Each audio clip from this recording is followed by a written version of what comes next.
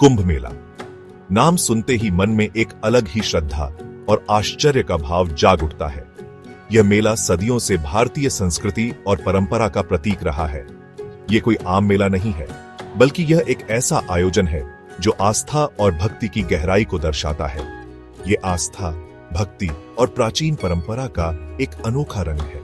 यहाँ हर व्यक्ति अपने अपने तरीके से ईश्वर की आराधना करता है। हर 12 साल में लगने वाला कुंभ मेला धरती पर इंसानों का सबसे बड़ा शांतिपूर्ण जमावड़ा है, जो विश्वास की अटूट शक्ति का प्रमाण है। यह मेला न केवल धार्मिक बल्कि सामाजिक और सांस्कृतिक दृष्टि से भी महत्वपूर्ण है। सोचिए, लाखों करोड़ों लोगों का एक विशाल समंदर किसी पवित्र नदी के किनारे इकट्ठा हो रहा है। यह दृश्य अपने आप में अद्वितीय और अविस्मरणीय है।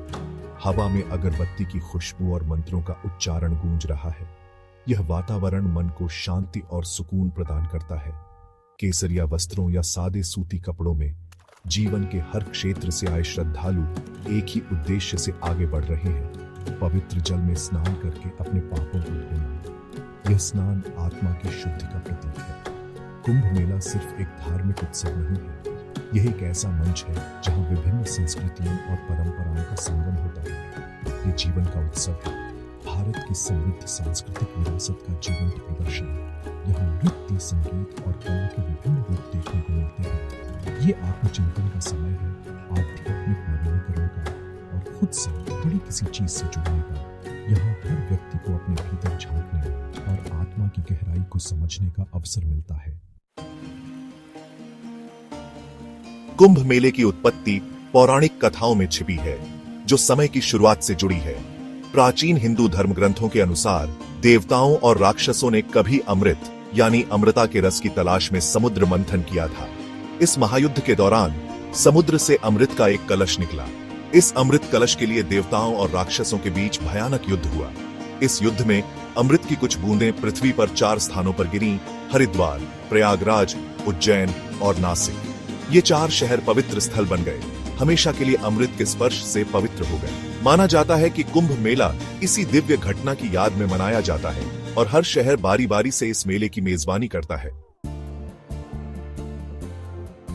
कुंभ मेले की मेजबानी करने वाले 4 शहरों में से प्रत्येक का हिंदू पौराणिक कथाओं में एक विशेष महत्व है और ये सभी पवित्र नदियों के तट पर स्थित हैं। हरिद्वार, प्रयागराज, उज्जैन और नासिक, ये 4 शहर कुंभ मेले के आयोजन स्थल हैं। हिमालय की तलहटी में बसा हरिद्वार वह स्थान है जहां पावन गंगा नदी मैदानों में उतरती है। हरिद्वार का नाम हरि का द्वार है, जिसका अर्थ है भगवान का द्वार। यह शहर अपने प्राचीन मंदिरों और घाटों के लिए प्रसिद्ध है। गंगा, यमुना और पौराणिक सरस्वती नदियों के संगम पर स्थित प्रयागराज सभी तीर्थ स्थलों में सबसे पवित्र माना जाता है। यह संगम स्थल हिंदू धर्म में मोक्ष प्राप्ति का प्रतीक है। शिप्रा नदी के तट पर बसा उज्जैन शिक्षा और खगोल विद्या के केंद्र के रूप में प्रसिद्ध है।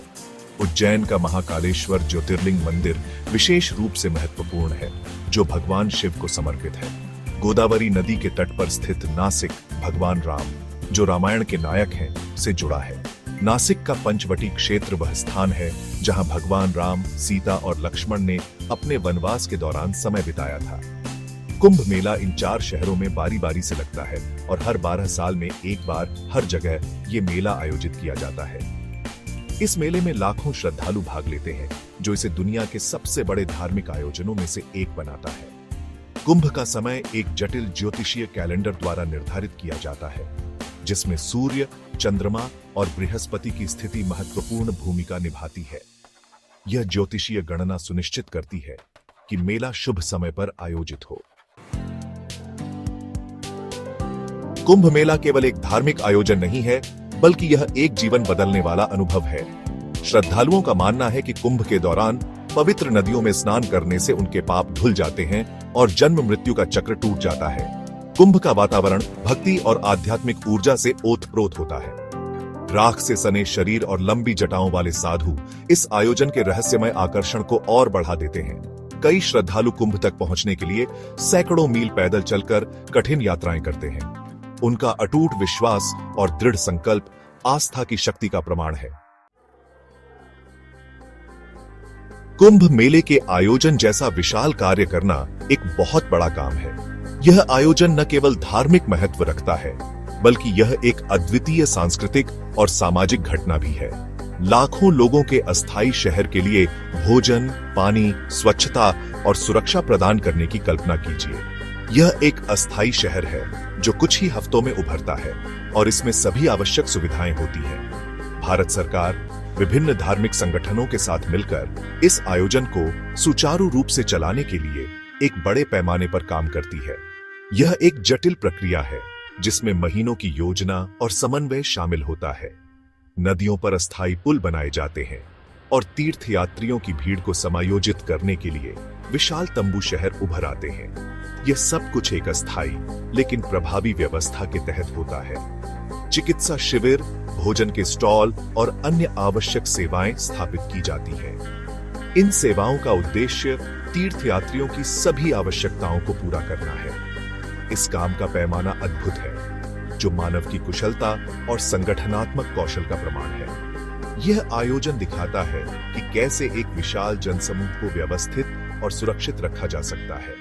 कुंभ मेला केवल एक धार्मिक आयोजन नहीं है, यह मानवीय सहयोग और आस्था की अटूट भावना का प्रमाण है। यह आयोजन हमें एकता और सहयोग की शक्ति का एहसास कराता है। कुंभ मेला अपनी परंपराओं में गहराई से जड़ें जमाए हुए होने के बावजूद डिजिटल युग के प्रभाव से अछूता नहीं है। इस आयोजन के प्रबंधन में तकनीक की भूमिका बढ़ती जा रही है। ऑनलाइन पंजीकरण पोर्टल से लेकर मोबाइल ऐप तक, जो आवास और परिवहन की जानकारी प्रदान करते हैं, तकनीक कुंभ मेले को तीर्थयात्रियों के लिए अधिक सुलभ बना रही है। सोशल मीडिया प्लेटफॉर्म पर मेले के अपडेट और तस्वीरें आती रहती हैं, जिससे दुनिया भर के लोग कुंभ का आभासी रूप से अनुभव कर सकते हैं। भविष्य के आयोजकों के लिए चुनौती कुंभ मेले की पवित्रता और आध्यात्मिक सार को बनाए रखते हुए तकनीक की शक्ति का उपयोग करना होगा। कुंभ मेला केवल एक धार्मिक आयोजन नहीं है, यह आस्था की अटूट शक्ति, समुदाय के महत्व और मानव भावना की ताकत का प्रमाण है। यह भारत की समृद्ध सांस्कृतिक विरासत का उत्सव है और उन मूल्यों की याद दिलाता है जो हमें एकजुट करते हैं।